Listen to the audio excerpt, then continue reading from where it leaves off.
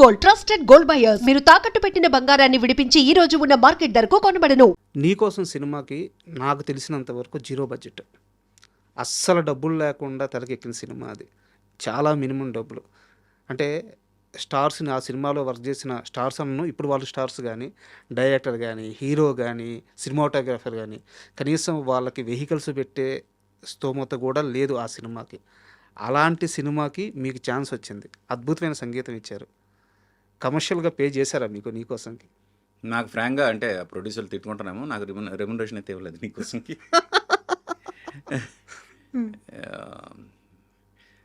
అంటే first cinema కాబట్టి నేను ఓకే వచ్చిందిగా చాలు అనే దీంతోనే ఉన్నాను. But faced some problems for sure. యాక్చువల్గా ఆ సినిమాకి మ్యూజిక్ డైరెక్టర్ దేవిశ్రీ ప్రసాద్. తనది ఆ సినిమాలో కొంటి బాపు పాట ఉంది కదా, ఆ పాట దేవి చేసింది. మిగతా పాటలు నేను చేశాను. అయితే దేవి చెన్నైలో ఉంటాడు కాబట్టి దేవి కోసం చెన్నై వెళ్ళి యాక్చువల్లీ అది దేవి ఓకే అయ్యి సినిమా కొంత షూట్ అయ్యేంత వరకు ప్రొడ్యూసర్స్ వేరే. ఆ ప్రొడ్యూసర్స్ చేతులు ఎత్తేసిన తర్వాత వేరే వాళ్ళ చేతులకి వెళ్ళిన తర్వాత ఇప్పుడు ప్రతిదీ కూడా క్యాల్కులేటెడ్ మూవ్ చేయాలి. ఇప్పుడు డైరెక్టర్ చెన్నై వెళ్ళాలన్నా అది కూడా ఖర్చే. మ్యూజిక్ అప్పట్లో వాట్సాప్లో అవి లేవు. కరెక్ట్, ఆ సినిమా పరిస్థితి అట్టాగే ఉండేది. అది అందుకు ఇంకా లోకల్గా చేయాలి అనే దీనిలో అప్పుడు ఈ అవునంటూ కాదంటూ చేసిన 2 ట్యూన్లు తీసుకుని వాళ్ళు వైజాగ్ వెళ్ళి షూట్ చేసి వచ్చిన తర్వాత అప్పుడు నాకు ఫోన్ చేసి చెప్పారు, ఈ సినిమాకి నువ్వు మ్యూజిక్ డైరెక్టర్వి, అందరికి నచ్చింది అని. అప్పటి వరకు నాకు తెలియదు నేను ఆ సినిమాకి మ్యూజిక్ డైరెక్టర్ అని. 2 సాంగ్లు షూట్ అయిన తర్వాత నాకు తెలిసింది నేను మ్యూజిక్ డైరెక్టర్ అని. ఆ తర్వాత ఈ సినిమాకి నువ్వే మ్యూజిక్ చేయాలి అంటే అప్పుడు శ్రీను వైట్ల గారు అంటే గంటా శ్రీనివాస్ గారు ప్రొడ్యూసర్ ఆయన చెప్పారు, సినిమా టైటిల్ నీకోసం అని చెప్పగానే నాకు మనసులో మెదిలిన పాట నీకోసం టైటిల్ సాంగ్. అప్పుడు శ్రీను వైట్ల గారిని కలిసి ఇలాగ నీకోసం టైటిల్కి నేను ఒక సాంగ్ ట్యూన్ చెప్తాను అని అంటే ట్యూన్ వినిపించాను, ఆయనకు బాగా నచ్చింది. అక్కడ నుంచి వీ ట్రావెల్. అసలు ఒక్కసారి అది హమ్ చేస్తారా నీకోసం సాంగ్? నీకోసం నీకోసం నీకోసం నీకోసం ఎప్పుడు లేని ఆలోచనలు ఇప్పుడే కలిగెను ఎందుకు నాలో, నీకోసం నీకోసం ఈ లోకమిలా ఏదో కలలా నాకంతా కొత్తగా వింతగా కనిపిస్తూ ఉంది, నీకోసం నీకోసం. సాహితీ గారు రాశారు సాహిత్యం. అంటే మీరు ఏ రోజైనా మీరు ఎదురుపడిన రోజు ఒక ప్రశ్న అడగాలనుకున్నాను, నాకు ఈరోజు అవకాశం వచ్చింది. మీ గొంతులో సార్ ఎలాంటి డిస్టర్బెన్స్ ఉండదు. అంటే ఎంత పెద్ద స్టార్ సింగర్ అయినా సరే అది డిస్టర్బెన్స్ అందగాని వాళ్ళు పలికే విధానంలో ఆ వోకల్స్ గాలి రావడము స్వచ్ఛంగా నీట్గా అసలు ఎలాంటి డిస్టర్బెన్స్ లేకుండా ఉంటుంది మీ వాయిస్. ఇది నేను పర్సనల్గా అబ్జర్వ్ చేసింది.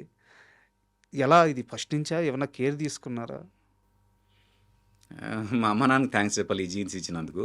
సార్ నేను ఫ్రాంక్గా ఎలాంటి కేర్ తీసుకున్నాను. నేను ఎప్పుడు ప్రాక్టీస్ కూడా చేయను. రోజుకి 2 గంటలు ప్రాక్టీస్ చేయాలి ఇవి కూడా ఉండవు నాకు. నేను కంపోజ్ చేసి రికార్డ్ అయిపోయిన తర్వాత ఆ పాట నేను విన్నా, అసలు ఎవరో ప్లే చేస్తే విన్నాను తప్పితే నా అంతా నేను ప్లే చేయడం కూడా ఉండదు. అంటే కొంచెం గేర్ ఎక్కువేమో నాకు. అది అంటే అయిపోయింది కదా వర్క్, ఇంకా కొత్త వర్క్ గురించి ఆలోచిద్దాం తప్పితే అయిపోయిన వర్క్ గురించి అసలు ఇచ్చాను. బట్ షోస్ ఉన్నప్పుడు నా పాటలు నేను పాడతాను. ఆ షోకి ముందు ప్రాక్టీస్ చేయడం అవి కూడా ఉండవు. డైరెక్ట్ స్టేజ్ ఎక్కి షోలో పాడడం అంతే. అందుకు నేను ఒక రాంగ్ ఎగ్జాంపుల్ అవుతాను అందరికీ.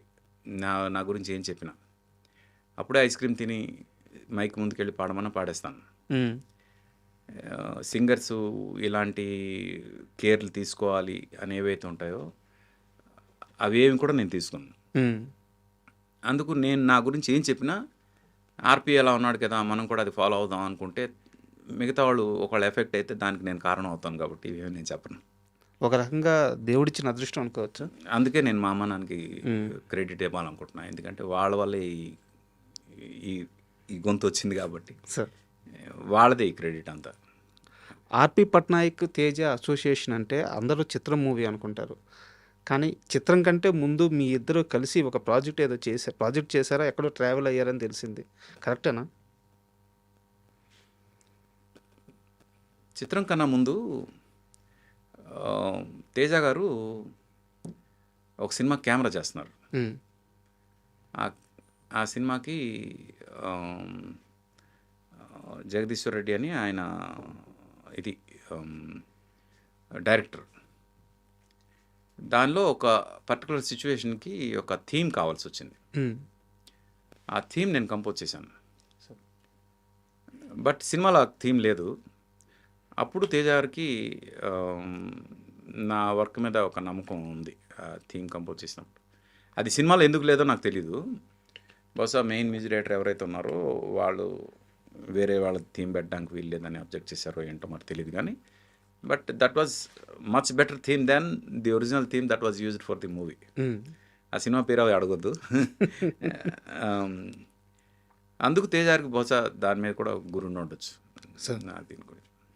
బట్ తేజ గారు డైరెక్టర్ అయిన విధానమే చాలా వండర్. అసలు అది ఆయన చాలా ఇంటర్వ్యూలో చెప్పారు, నేను కష్టపడి సినిమా అంతా షూట్ చేస్తూ ఉంటే నాకు వచ్చే రెమ్యునరేషన్ చాలా తక్కువ, కొత్త డైరెక్టర్ వస్తున్నాడు, హిట్ కొట్టంగానే వాడు కోట్లలో తీసుకుంటున్నాడు, అందుకని నేను డైరెక్టర్ అవ్వాలని చెప్పి డైరెక్టర్ అయ్యాను అని చెప్పి చాలా ఇంటర్వ్యూలో చెప్పారు. ఆయన డైరెక్టర్ అయినప్పుడు అక్కడ కూడా బడ్జెట్ చాలా లిమిటెడే, పెద్ద కంపెనీ అయి ఉండొచ్చు బట్ లిమిటెడ్ బడ్జెట్. ఆర్పి పట్నాయక్ ఎక్కడ ఎతకండి, పట్టుకురండి, తను కావాలి అని తేజ గారు మీకోసం వెతికారంట తనకు అవకాశం రాగానే. నిజమేనా? అవును, అది నిజమే. అంటే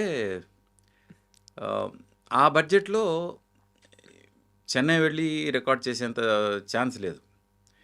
రామోజీరావు గారి దగ్గరికి ఈయన వెళ్ళి నేను ఇంతలో చేస్తా సినిమా మీకు ఎందుకు అన్నారు. ఆయన యాజ్ ఎ కెమెరామెన్ షూట్కి మిగతా విషయాల్లో హీఈస్ వెరీ క్లియర్, ఎంత అవుద్ది ఏంటి ఎంతలో తగ్గించవచ్చు. అప్పట్లో ఫిల్మ్ ఉండేది, ఫిల్మ్లో ఇట్స్ వెరీ కాస్ట్లీ అఫేర్. అయినా యాజ్ ఎ కెమెరామెన్ ఆయనకు ఒక ఐడియా ఉంది, ఇంతలో చేయొచ్చు, ఇంత ఫుటేజ్ ఎక్స్పోజ్ చేస్తే ఇంతలో అవుతుంది, ఇదంతా ఎన్ని రోజుల్లో షూట్ చేయాలి అని. But as far as music and post production are concerned డెఫినెట్గా ఆయన అనుకున్నంత ఈజీ కాదు అని ఆయనకు తెలుసు అది కూడా. అందుకు ఇక్కడ లోకల్గా ఉన్నవాళ్ళు, తక్కువలో చేయగలిగేవాళ్ళు, మన మాట వినేవాళ్ళు, పర్టికులర్గా కొత్త డైరెక్టర్ అది చాలా ఇంపార్టెంట్, మన మాట వినేవాళ్ళు ఉండాలి అనే ఉద్దేశంతో ఆయన ఆ టైంలో నాకు ఆల్రెడీ ఫస్ట్ టైం నేను కలిసినప్పుడు మీరు ఏం చేస్తుంటారు అంటే మ్యూజిక్ కోసం ట్రై చేస్తున్నాను అన్నప్పుడు ఏదో ఒక మీ ట్యూన్ వినిపించాను. అప్పుడు ఏదో ట్యూన్ ఒకటి వినిపించారు, చాలా బాగుంది అని ఆయన ఆ టైంలో చిత్రం కన్నా ముందు ఇంకొక సినిమా ఒకటి అనుకుని ఆగిపోయింది. ఓకే, పెద్ద హీరోతోటి. ఆ సినిమాకి వేరే పెద్ద మ్యూజిక్ డైరెక్టర్ కూడా అనుకున్నారు. నా ట్యూన్ విన్నాక వాళ్ళకి తెలియకుండా మనం చేద్దాం ట్యూన్లు అన్నారు ఆయన. అలా బాగోదు అనుకుని నేను ఇంకా ఆయన దగ్గరికి వెళ్ళడం మానేసా. కొన్నాళ్ళు గ్యాప్ వచ్చింది. ఆ తర్వాత ఆ సినిమా ఆగిపోయిన తర్వాత మంచిదైంది అని ఆయన మనసులో అనుకున్నారు, ఏమో మరి తెలియదు. కానీ వెంటనే రామోజీరావు గారి దగ్గరికి వెళ్ళి ఛాలెంజింగ్గా ఇలా ఇంత తక్కువ బడ్జెట్లో నేను చేస్తాను అని చెప్పి, నువ్వు కథ కూడా చెప్పొద్దు, మాకు సినిమా చేసి పెట్టు అన్నారు రామోజీరావు గారు. ఆ బడ్జెట్ అయ్యలేకే ఆ బడ్జెట్కి. ఎందుకంటే అప్పటి వరకు చాలా బడ్జెట్లు చేస్తున్నారు మా వాళ్ళు అన్న ఫీలింగ్లో ఉంది ఆయనకి. అంత తక్కువ బడ్జెట్లో చేసేసరికి అది డెఫినెట్గా ఛాలెంజింగ్ ప్రాసెస్. అలాగా ఆ బడ్జెట్లో సినిమా అనుకున్నప్పుడు లోకల్గా ఉన్న ఆయనకి నచ్చిన ఒక మనిషి అని నా కోసం వెతికారు. And for more videos, Please subscribe to iDream. Please subscribe to iDream. Please subscribe iDream. And please subscribe to iDream. For more videos, subscribe to iDream. please like, share and subscribe to the channel. Congratulations, iDream. Subscribe to iDream. Subscribe to iDream. So subscribe to iDream Media. iDream ki iDream team andarki huge congratulations. Please subscribe iDream Media. Please subscribe to iDream.